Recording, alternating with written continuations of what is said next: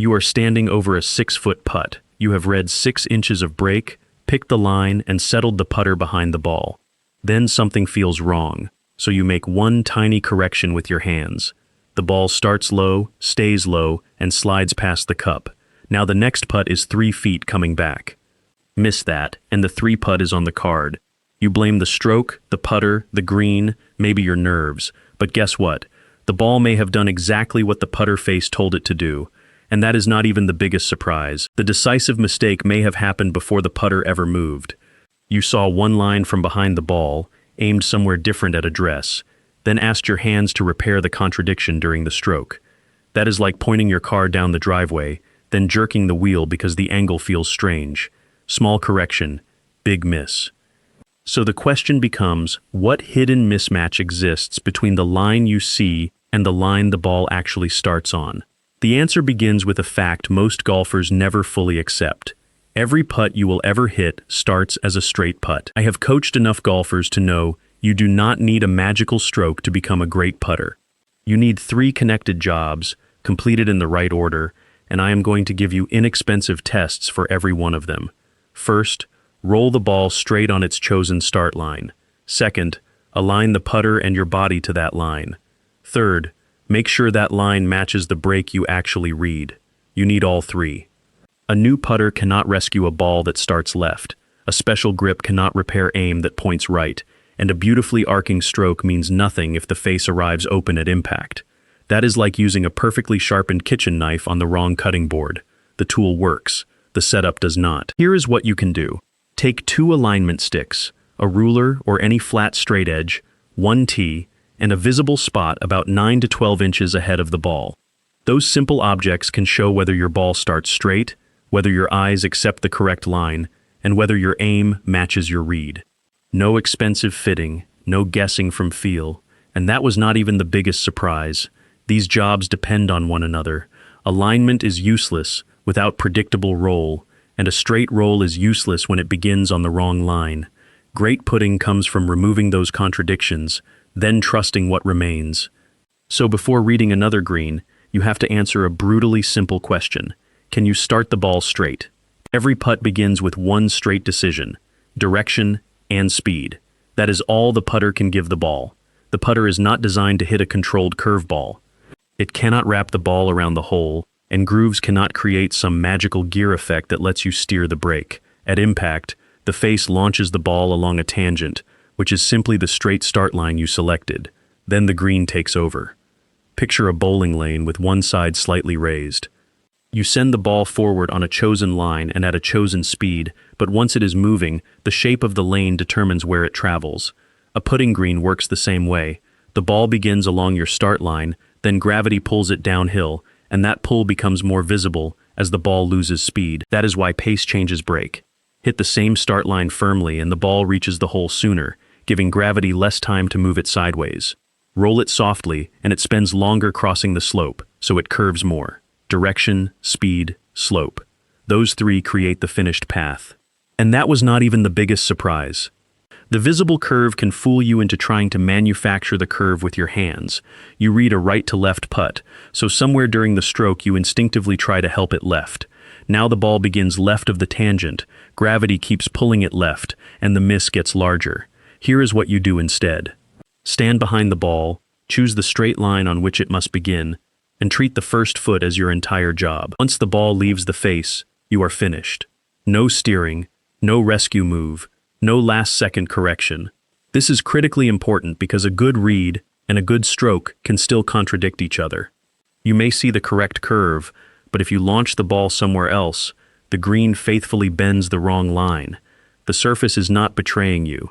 It is exposing the mismatch. So every breaking putt is created in 2 stages. You launch it straight, and the slope curves it later. Simple physics, but knowing the ball should start straight does not make it start straight, because the putter face can rotate far more than it feels. The hidden mismatch is not usually your read. It is what the putter face does while you are trying to deliver that read. Measurements cited in the research show a tour professional averaging roughly 4 to 6 degrees of face rotation during the stroke. The average amateur may produce around 20 degrees.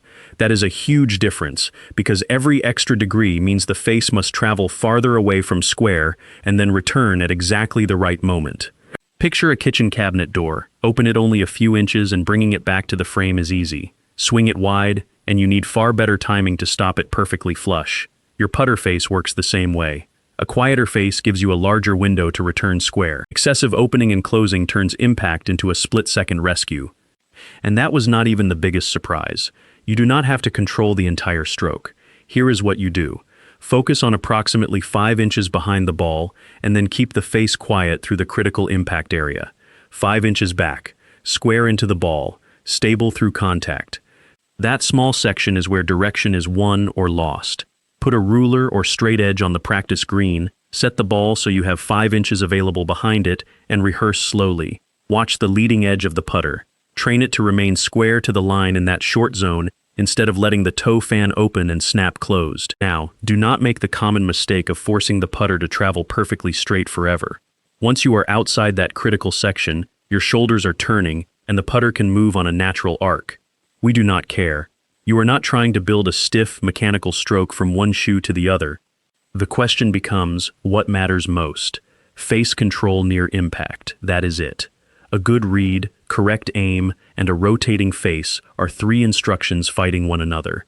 Quiet the face where it matters, and the stroke finally delivers the decision you made behind the ball.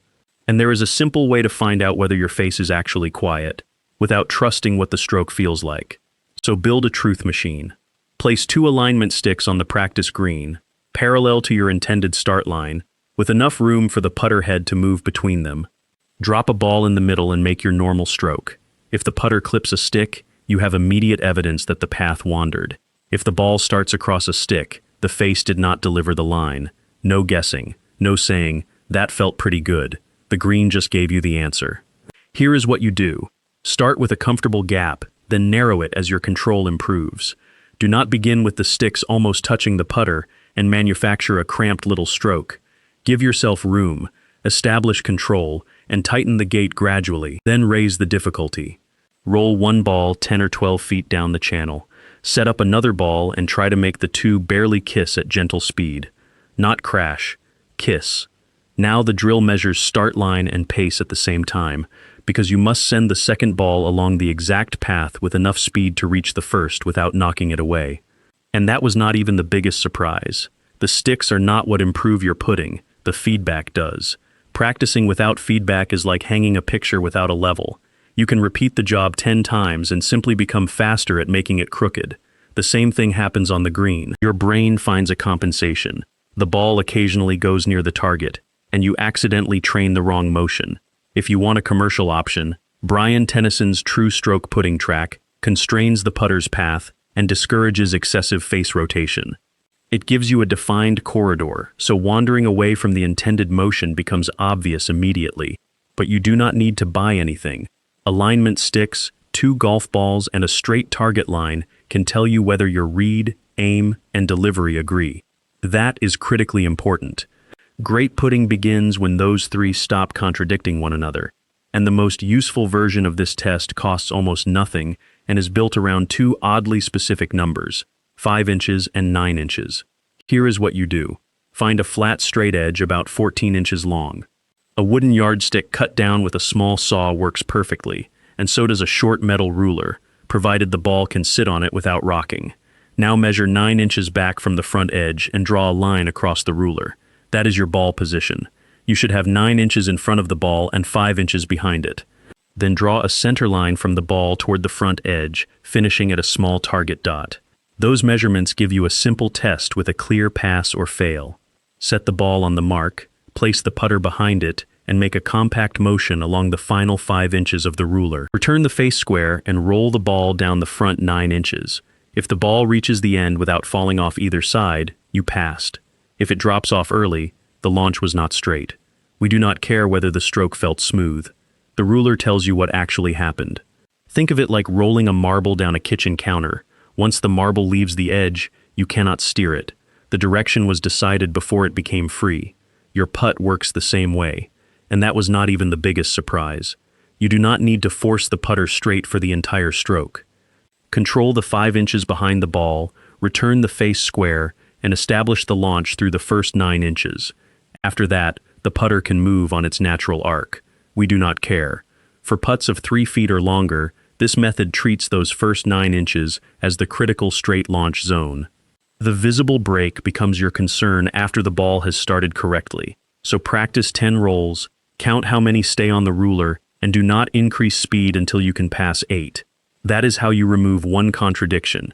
The ball either follows the line you delivered, or it exposes the mismatch immediately. Passing the ruler test proves you can start the ball straight, but it still does not prove you are starting it in the right direction. That right direction can look completely wrong the moment you step beside the ball. From behind it, you are standing upright, both eyes looking directly down the intended start line. That is binocular vision, and your brain can connect the ball, the break, and the target in one clean picture.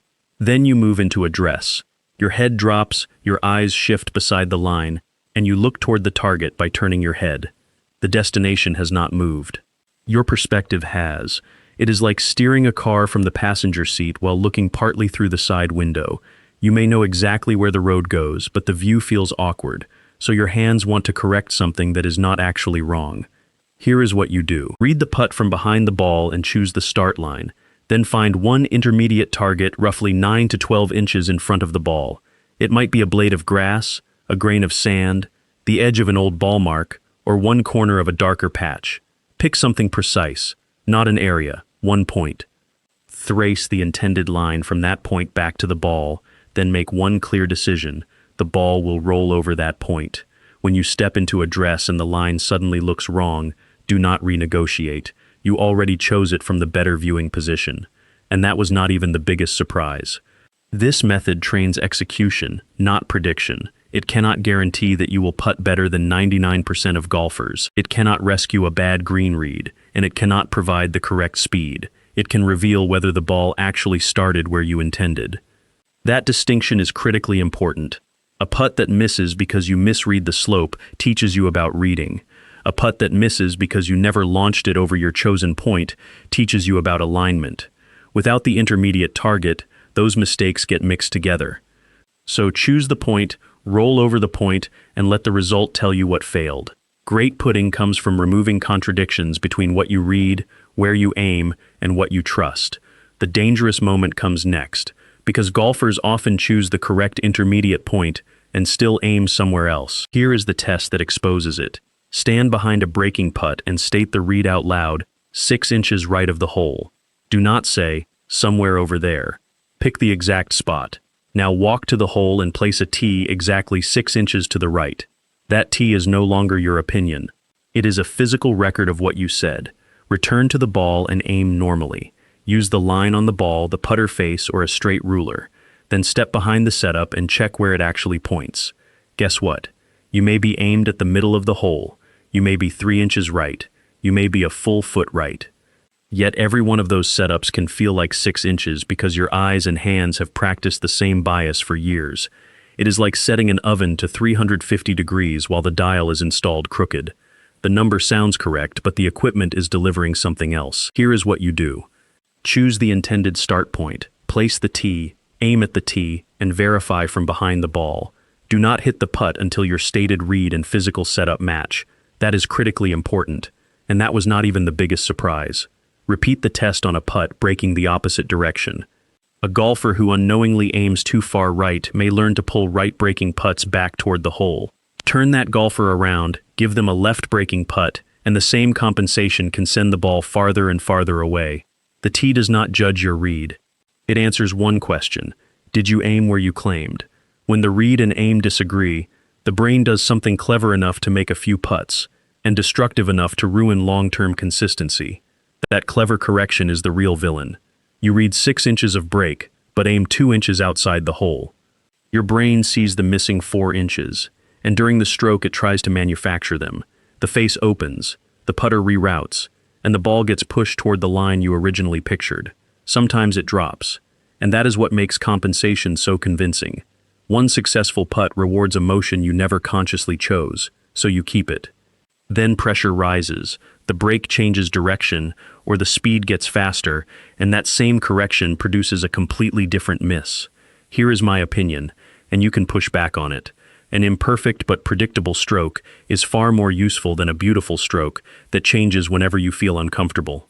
I do not care if your putter travels on a perfect showroom arc. If the ball starts on the line you selected every time, you can play excellent golf with that motion. The bigger truth is that many golfers are describing 4 different putts. The reed says 6 inches. The face aims at 2. The stroke starts at 4. Trust disappears at impact. It is like setting a kitchen timer for 10 minutes, then opening the oven every 30 seconds because you do not believe it. The equipment never gets a fair chance to complete the job. So the question is not whether you can see a plausible line. Most golfers can. The question is whether your read, aim, start line, and trust all describe the same putt. The path forward is not another swing thought. It is one routine that makes all 4 parts agree. Here is the whole routine. Train a straight roll, read the break, choose the exact start line, pick a target 9 to 12 inches ahead, aim to it, and trust the setup. 1 read, 1 line, 1 trusted stroke. That resolves the hidden mismatch. Most golfers could see a reasonable path, but their putter aimed somewhere else, so the stroke tried to compensate. It is like measuring a board once, moving the mark, and then cutting by feel. The pieces will not match. Here is what you do next. Take a straight edge and 2 tees to the practice green. Build a start gate just wider than the ball. Point the straight edge down your intended line, and hit 20 putts through that gate. Record exactly how many started on line. No guessing. That number tells you what to train. Then comment with your score out of 20 and the main cause of your usual miss. Start line, aim, or trust. That is the contradiction costing you putts. Thanks for watching. You know the drill. Like, subscribe, comment, and share. Until next time, here's to you making more putts.